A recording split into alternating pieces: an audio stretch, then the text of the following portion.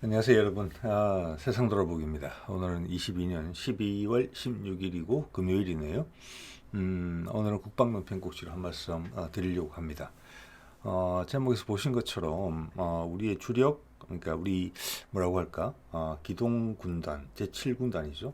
거기에 세 개의 기동사단이 있는데 거기에 K2 전차를 제외한 다른 주력 무기를 꼽으라면 당연히 K21 보병전투장갑차가 되겠죠. 그래서 이것의 공격력에 대한 이야기를 좀 해보려고 해요. 예. 자, 이게 이제 이게 K21 보병전투 장갑차인데 많은 분들이 아시는 것처럼 이 장갑차는 40mm 주포를 사용하고 있거든요. 예.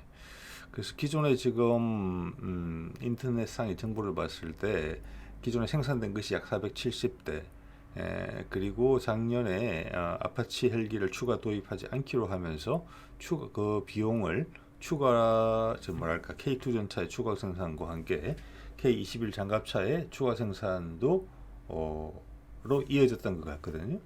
그래서 한 금액으로 봤을 때는 한 8천억 원치인데 한 200여 대 되지 않겠느냐. 그렇게 봤을 때 7기동군단 산하의 3개 사단, 기동사단, 우리 공격력의 핵심이죠, 우리 육군의. 거기는 전체적으로 다 K2 전차와 K21 보병전투장갑차로 이제 구비가 되지 않을까 이렇게 이제 생각이 되는데, 그럼 우리의 주요 창끝 전력인데 보병전투장갑차가 보면은 뭐 방호력 같은 거는 정보가 어떻게 보면 상대적으로 좀 쉬워요. 장갑재 같은 게 물론 기술적인 요소가 많이 가미가 돼 있겠지만 무게도 있고 대충 어디까지 방어할 수 있다. 예. 즉 보병전투 장갑차에서 원하는 방호력의 수준이라는 것은 상대방 보병전투 장갑차의 주포를 막아내면 되는 정도거든요. 예. 그렇게만 이해해도 충분히 해요. 그리고 우리가 다른 의문점이 남지를 않아요. 그렇죠. 탱크를, 즉 주력 전차를 상대할 수는 없는 것이고, 즉 주력 대전차 미사일을 상대할 수도 없는 것이죠. 이제 그런 것이. 그래서 30mm 포 정도를 전방에서 막으면 되겠다. 그리고 뭐 후방이나 측방 같은 경우는 일단 뭐 이렇게 수상 주행을 위해서 무게를 좀 제한하는 측면도 있지만은 전면만 30mm 정도를 막아줘도 어떤 전술적인 운영면에서 충분히 연미를 노출시키지 않을 수도 있다. 뭐 이런 정도까지 생각을 해볼 수 있어요. 일반인도 상식적으로. 그렇지만 공격력이라는 면에서 보면은 답이 잘 안 나오는 거죠. 예. 40mm 포로 뭘 할 수 있을까? 예. 여러분도 뭐 다 아시지만은 이것으로 상대방 전차를 잡겠다. 이건 아닌 거죠. 예. 그리고 이제 1차적인 부분은 저게 보병전투장갑차일 수도 이겠고, 또 하나는 우리 탱크 부대 전진을 가로막는 즉 매복한 즉 보병들의 이 어떻게 보면은 또 주 대상이 되겠죠. 이거 보병들은 뭐 벙커에 있을 수도 있고 참호에 있을 수도 있고 시가전 같은 경우는 건물 내에 있을 수도 있고. 그런데 그러면 이 40mm 탄으로 도대체 뭘 할 수 있는가? 뭐 헬리콥터도 잡는다고 그러잖아요. 그죠? 그 점에 대해서는 좀 모호해요. 왜냐하면은 탄을 우리가 알고 있는 건 40mm 주포라는 정도밖에는 모르고, 그래서 다른 국가들보다는 구형이 상당히 크다, 위력이 세겠다 정도만 알지 어떤 다양한 상황에 이것을 적용할 수 있는 공격력은 어디서 나오는가? 이 탄에서 나오는 거거든요. 근데 의외로 탄에 대한 정보는 K21 장갑차뿐만이 아니라 우리 전차도 그렇고 다른 포병 무기 체계도 그렇고 우리가 아는 것은 2차 세계대전 때 쓰던 아주 일반적인 고폭탄밖에는 우리한테 비춰지지 않아요. 인터넷 정보도 마찬가지예요. 맞고 그냥 땅에 푹 꽂혀서 터지는 거. 근데 실상 들어보면 그렇지는 않거든요. 그래서 최근에 이제 저도 예전부터 궁금했고 관련된 정보를 좀 찾았기에 알게 됐기에 그 부분 여러분하고 좀 공유를 해보려고 합니다. 이거는 외국의 사례예요. 그렇지만 오래전에 이제 사례이기 때문에 우리 K21 보병 전투 장갑차의 탄에도 이 기술이 대부분 적용됐을 것이다. 이렇게 이제 보는 것이죠. 그러면 한번 설명을 드려보겠습니다. 자, 뭐 약간 역사를 설명드리면 보포스에 이게 스웨덴 회사죠. 40mm 79경장 포예요. 이게 우리 이제 K21 보병전투 장갑차 포에 원료예요. 이게 워낙 신뢰성이 있고 세계적으로 많이 쓰인 명품, 소위 말하는 그런 이제 대공포인데 대공포로 사용됐었기 때문에 우리나라에서 이걸 개발할 때는 이걸 포탑 안에 넣어야 됐기 때문에 설계를 새로 했다고 해요. 그렇지만 이걸 본보기로 삼았겠죠. 많은 부분을.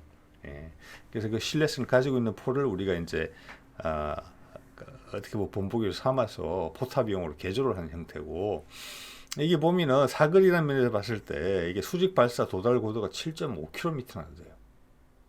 근데 뭐 실제 작전 뭐랄까 실용 상한선은 뭐 3km, 뭐 4km 채 안 되는 그런 수준인가 봐. 이게 2분의 1 정도라고 이야기를 하더라고요.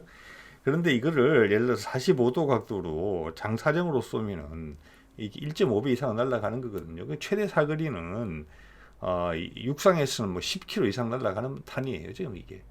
제가 왜 그 말씀을 드리는고 하니, 이 탄을 어떤 탄을 쓰느냐, 또 상대방 타격 목표가 뭐냐에 따라서 이 사거리를 충분히 활용할 수 있는 것도 있거든요.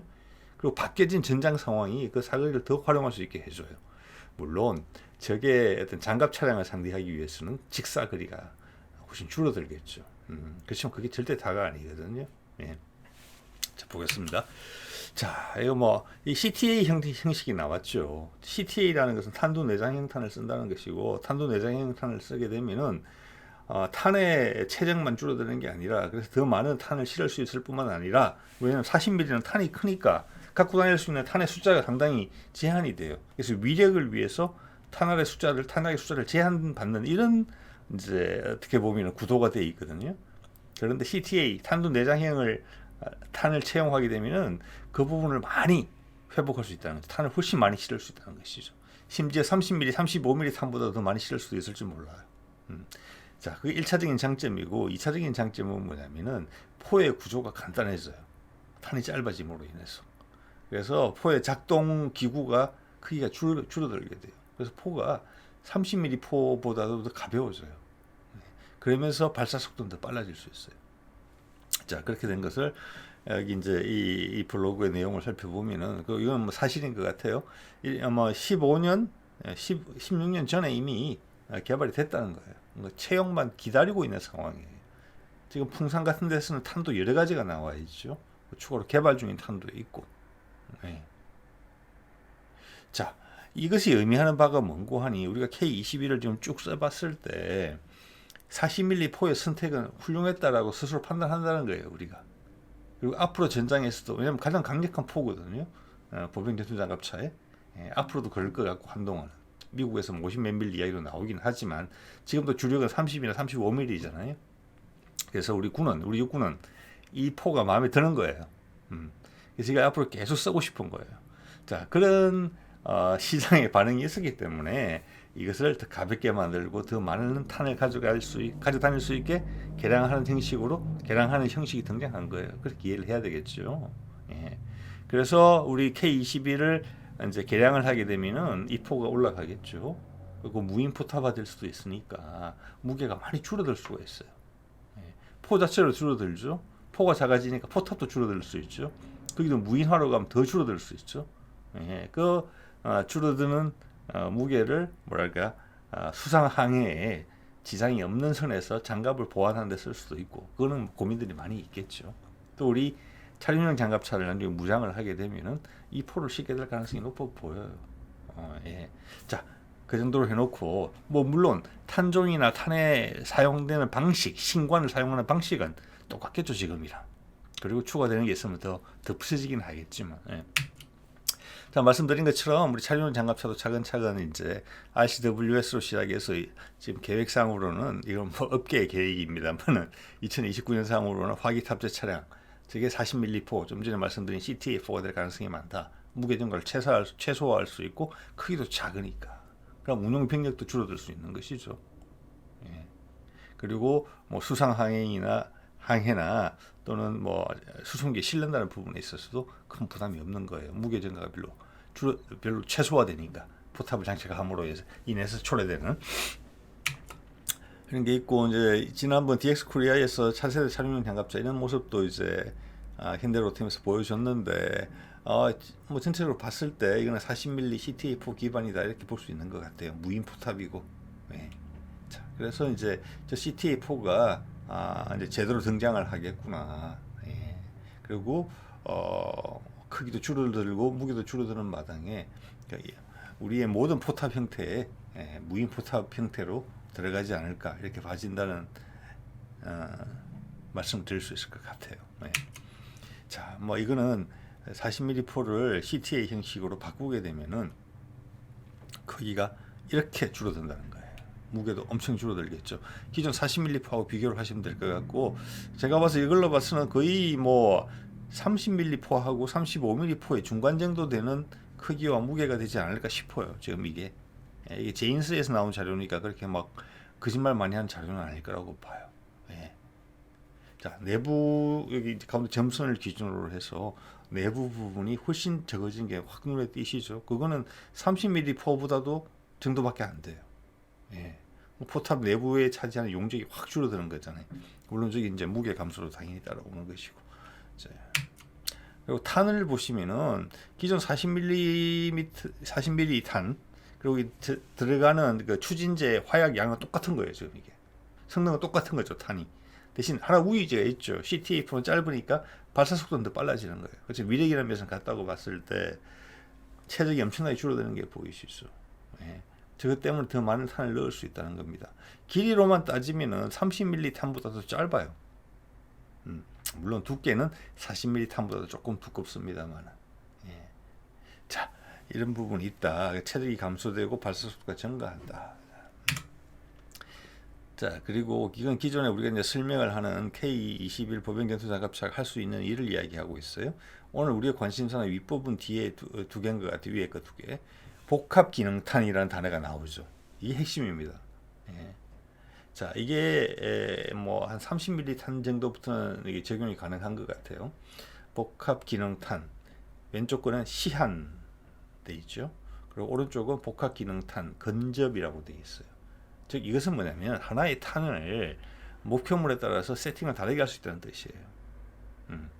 자, 그런 뜻이죠. 그건 하나의 탄으로 해결한다는 거예요. 그리고 이제 밑에 보면은 왼쪽에 즉 장갑 차량 파괴를 위해서 여기서는 주로 그거겠죠. 저게 장갑차겠죠. 여기 이제 APFS-DS 탄이라는 것은 철갑탄이에요. 그냥 관통자로 그냥 뚫고 나가는 거 물리적 힘으로. 오른쪽 밑에 대전차 유도 무기는 현궁을 이야기하는 것 같은데 뭐 오늘 제가 오늘 다루는 주제에 포함되어 있지는 않죠. 이거 뭐 향후 장착될 예정이라는 것은 다들 알고 계실 거고.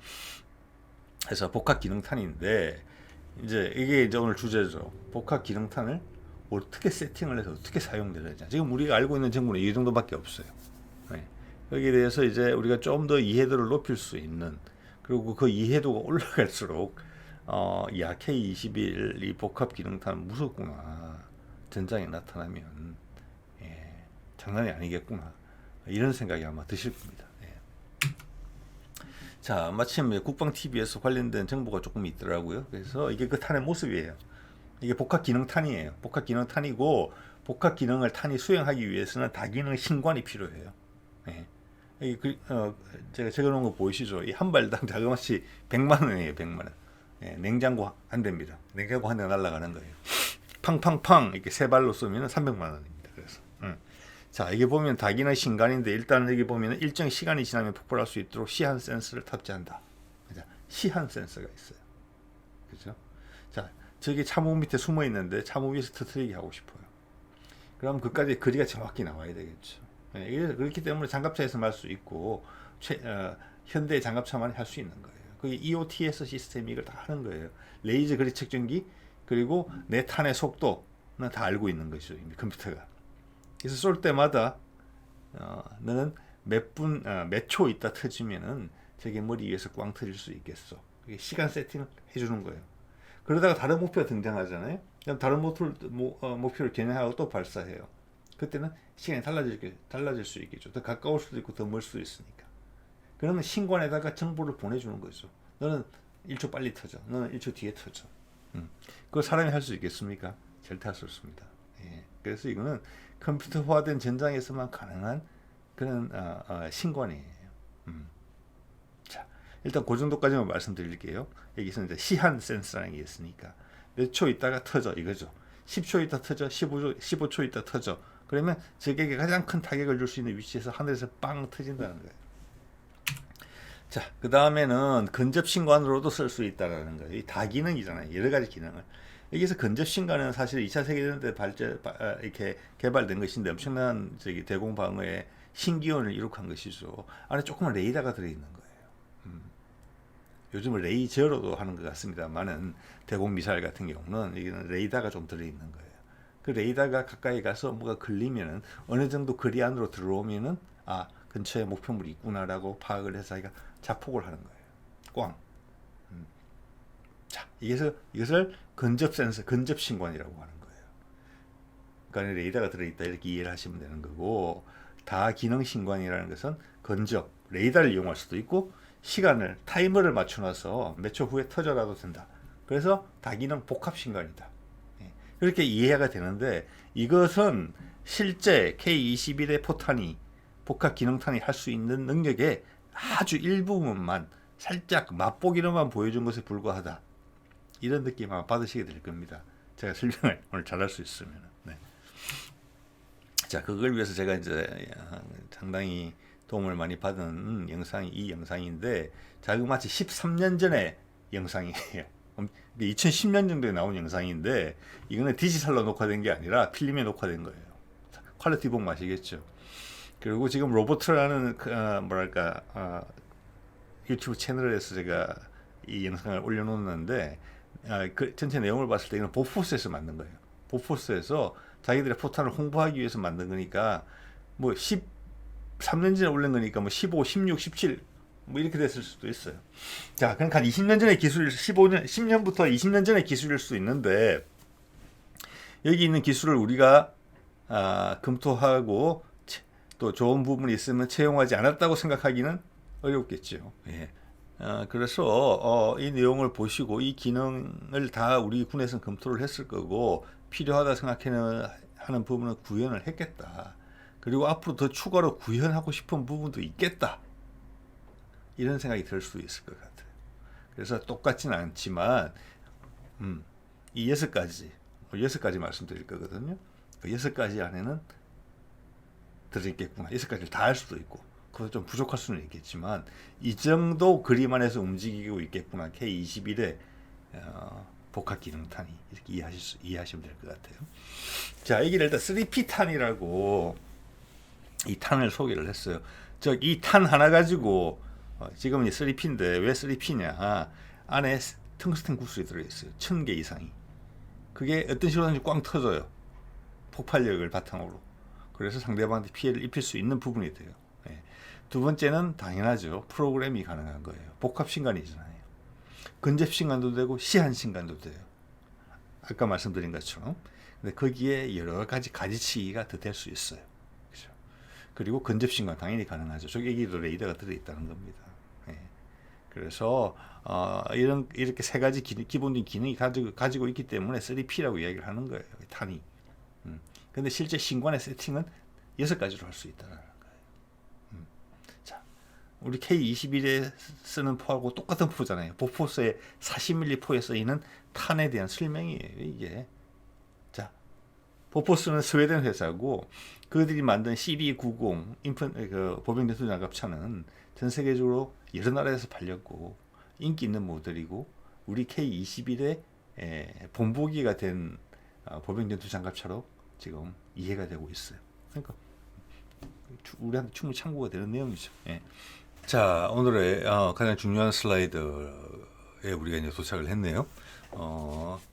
이거를 잘 이해하시면은 우리 K-21 보병전투 장갑차뿐만이 아니라 이 유사한 그러니까 30mm 뭐 이상의 40mm, 50mm 이런 그 포들의 활용 방식에 대해서 이해도가 생겨요. 아까 제가 이제 서두에 말씀드린 것처럼 이러한 방식으로 K-21이 다양한 적들을 상대하는 방식이 결정이 되는 것이고, 누구한테까지 타격력의 범위가 어디까지 미칠 수 있느냐, 얼마나 강력하게 미칠 수 있느냐, 이게 결정이 되는 거거든요. 이거 보시면은 정말 꼼꼼하게 준비되어 있구나. K-21 장갑차가 한 대 나타난다는 것이 저쪽 수 킬로미터 멀리서 이게 공포스럽겠다. 이런 생각이 드실 겁니다. 예. 자, 첫 번째 볼까요? 시간 범위 및 근접 신간. 이거는 딱 드론 같은 데 쓰는 거예요. 상대방의 표적이 강력하지가 않아요. 즉 그들의 되게 뭐랄까 연약한 목표물이에요. 시간 범위를 준다는 것은 이런 거예요. 탄을 쏘고 2초에서 2.5초 사이에 터져 라고 시간 범위를 설정해 주는 거예요. 예. 그게 우선이에요. 그 안에서만 근접 신간이 작동하는 거예요. 자, 그만큼 저게 목표물의 속도가 느린 거예요. 그의 움직임이 다 예측이 되는 거예요. 그래서 시간을 과감하게 설정할 수 있는 거예요. 그래서 근접 신간, 그 다음 안에 레이더가 작동을 해서 가까이 있으면 터진다는 거예요. 즉, 이것은 그 목표물이 저속 목표물이기 때문에 이 시간 범위 안에 근접 신간을 하면 거의 다 파편으로 다 맞출 수 있다는 것이고, 그 파편을 맞으면 바로 직격하지 않더라도 추락이 가능하다, 격추가 가능하다. 그래서 지금 시대에 딱 맞는 드론에 대한 대응 방식이죠. 이게 첫 번째고, 두 번째는 시간 범위 근접 신간인데 충격 우선이에요. 순서를 충격 우선을 먼저 썼어야 맞았겠네요.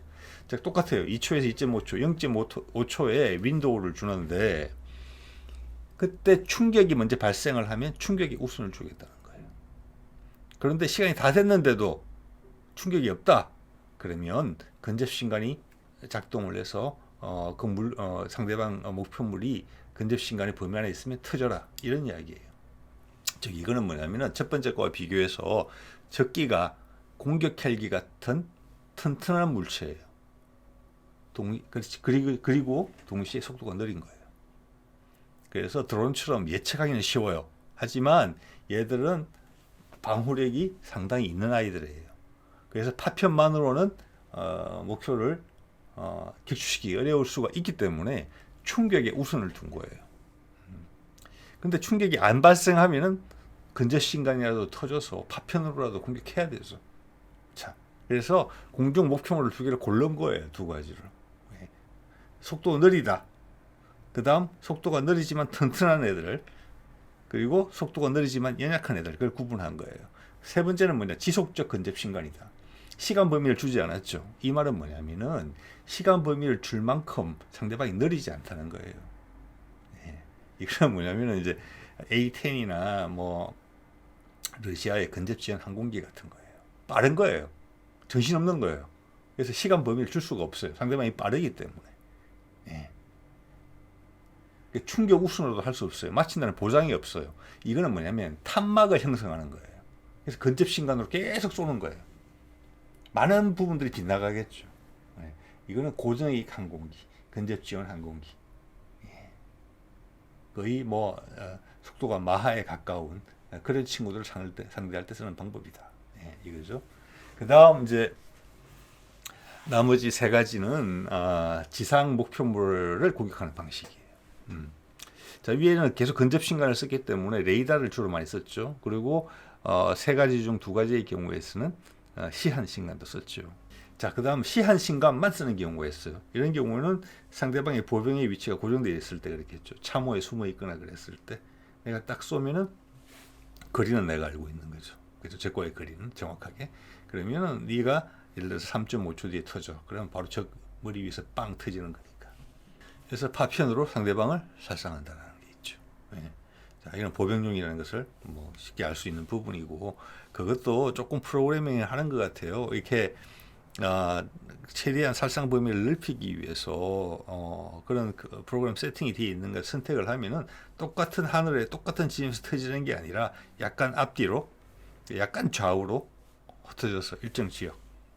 그렇게까지 설정할 수 있는지는 모르겠어요. 타격 지역의 범위를 설정하는 것에 따라서 발수와 맞춰서 가장 효과적으로 제압하려고 하겠죠. 그런 느낌도 있습니다. 그 다음 충격 신관이죠. 이런 거는 상대방이 이제 좀 연약한 지상 구조물 같은 거죠. 예를 들어서 상대방의 보급 트럭 같은 거 이런 거죠. 맞는 즉시 폭발하죠. 하지만 그 폭발은 충분히 상대방한테 구멍을 낼 수 있고 안에까지 화염과 파편을 터뜨릴 수 있는 거죠. 처음에 바로 딱 맞을 때 터지면 되는 거죠. 그 다음 세 번째는 장각 관통 충격 신간이라고 되어 있죠. 이거는 시한 신간이 살짝 들어있는 거예요. 딱 맞았을 때 바로 터지지 말고 0.0001초 뒤에다 터져라. 뭐냐, 이것은 콘크리트 벽이나 저게 장갑차 같은 경우죠. 예, 경장갑 차량이겠죠. 두꺼운 장갑은 안 되겠고 그거에서 바로 충격으로 터지면은 관통을 못할 수가 있는 거죠. 그죠? 관통을 못하게 되면 피해를 상대방한테 입힐 수가 없는 경우에 예. 그래서 관통을 기다린 다음에 관통 후에 안에서 폭발하게 되라. 약간 지연신강 같은 개념이죠.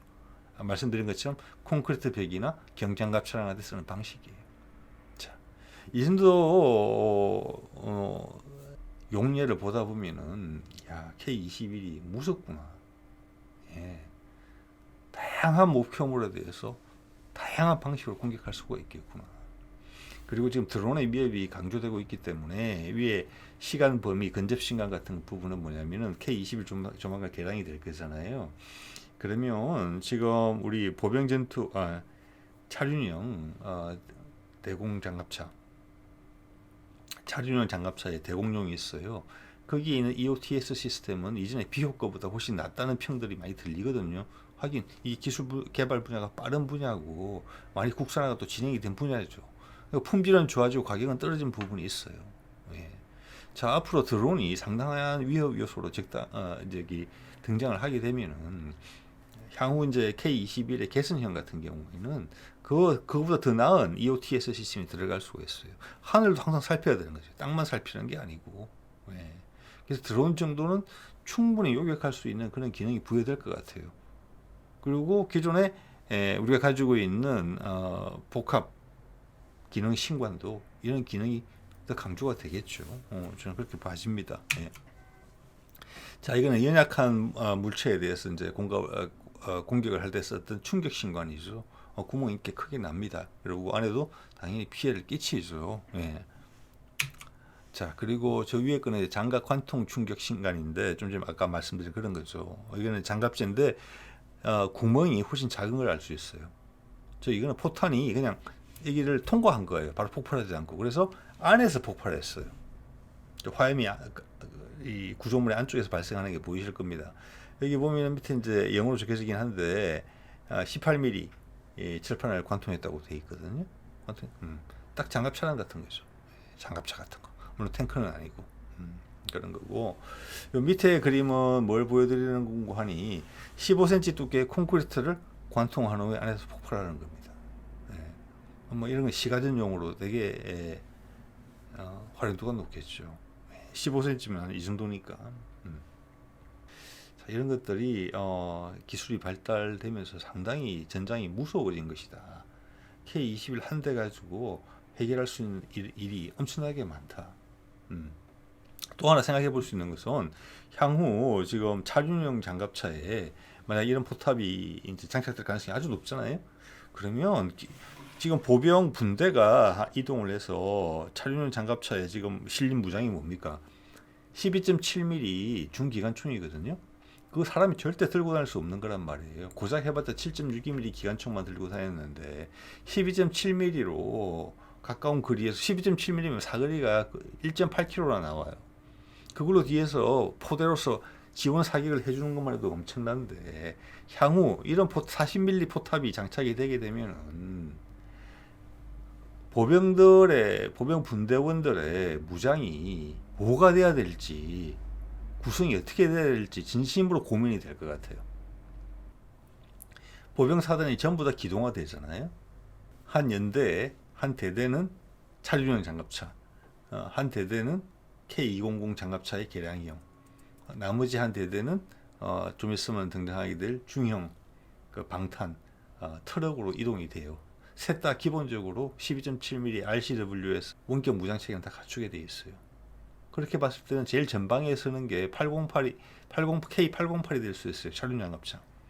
거기에 이런 포탑이 달리게 되면은 보병들을 지원해 줄 수 있는 거리가 훨씬 늘어나면서 그 타격력이 막강해지는 것이거든요. 그러면 거기랑 손발을 맞추게 될 그들이 실어 나르게 되는 보병 1개 분대는 무장을 뭘로 해야 되는지 이런 것들이 지금 큰 고민이 될 수 있겠다 이런 생각이 들거든요. K21의 화력의 내용을 좀 더 자세히 상상해 볼 수 있게 된 마당에 그런 생각을 해보면 그렇다는 말씀입니다. 네. 자, 그리고 이건 마지막 슬라이드인 것 같은데 이거는 최근에 우리 이제 현대로템하고 막 포탄 K2형 포탄을 같이 개발하기로 뭐 이야기가 좀 나왔던 나모라고 그것도 그 북구 쪽에 그 회사인데 이 친구들이 지금 한 게 뭐냐면은 지금 이제 이게 우리도 잘 알고 있는 자동 유탄 발사기예요. 우리도 지금 해병대 장갑차에 RCWS가 들어가는데 거기에 40mm도 들어가 있죠. 40mm 유탄 발사기하고 12.7mm 기관포가 기관총이 같이 들어가게 돼 있는데 이 친구들은 이 지금 자동 유탄 발사기는 HNK 거예요. 거기다가 자기들이 개발한 탄, 유탄하고 저기 노란색으로 표시된 거 저게 뭐냐면 신관을 프로그래밍하는 기계예요. 전자적으로 프로그래밍을 해요. 저거 하나 덧붙임으로 해서 자기 탄을 쓸 수 있게 된 거예요. 이 쓰는 방식은 좀 전에 오늘 쭉 말씀드린 복합 신관을 사용하는 방법하고 비슷해요.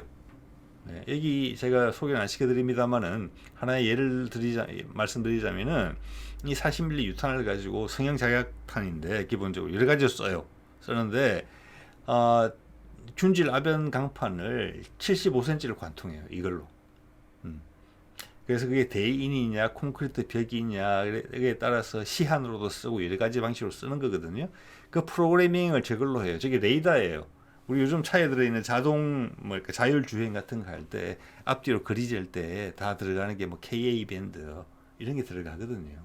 그리는 뭐 그렇게 장사정 거리까지 파워가 세지는 않지만 그러니까 미사일에 들어가는 센서랑 비슷한 게 들어가요. 기본적으로는 출력은 낮지만 자, 저런 걸 통해서 탄이 하나 발사될 때마다 너는 언제 터져. 예.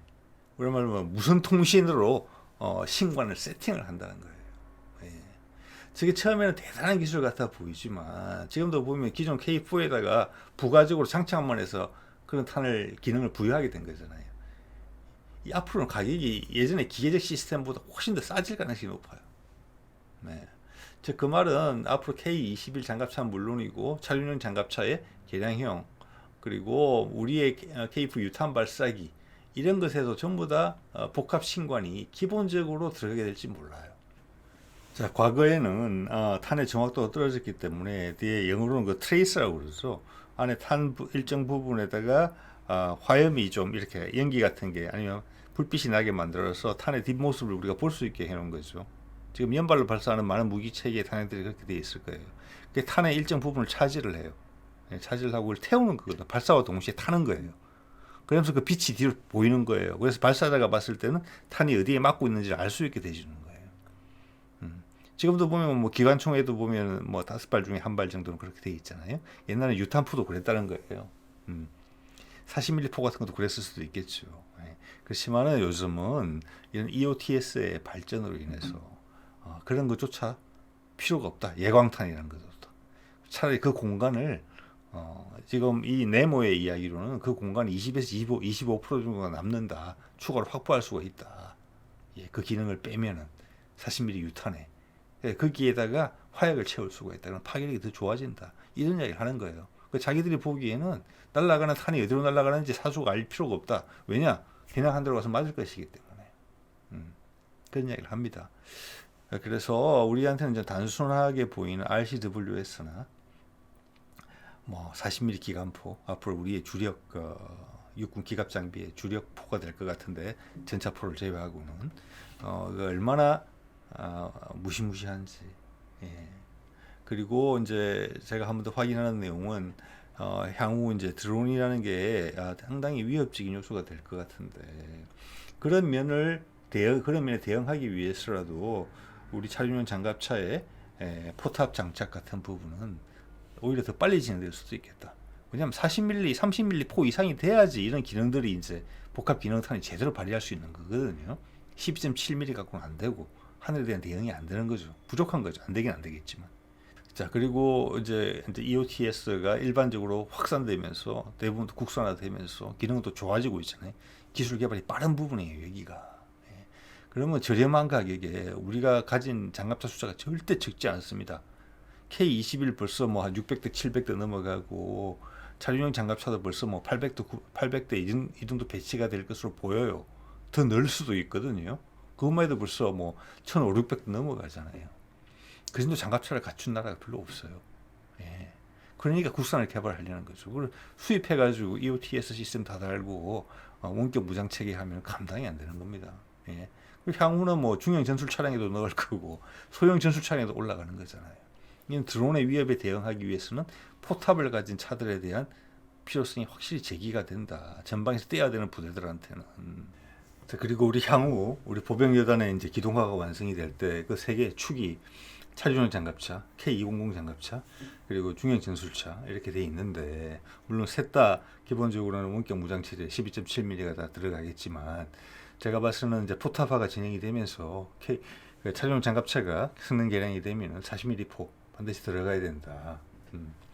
예단급, 대대급 전투에 있어서 적의 근접, 저속, 무인기 위협은 그 가능성이 훨씬 미래 전장에서 높아질 것이기 때문에 그렇게 돼야 되겠죠.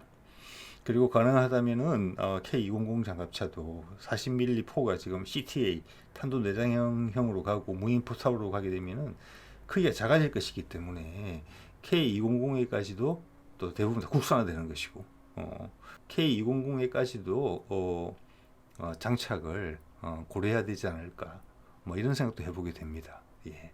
자, 오늘은 뭐 이 정도 하겠습니다. 네.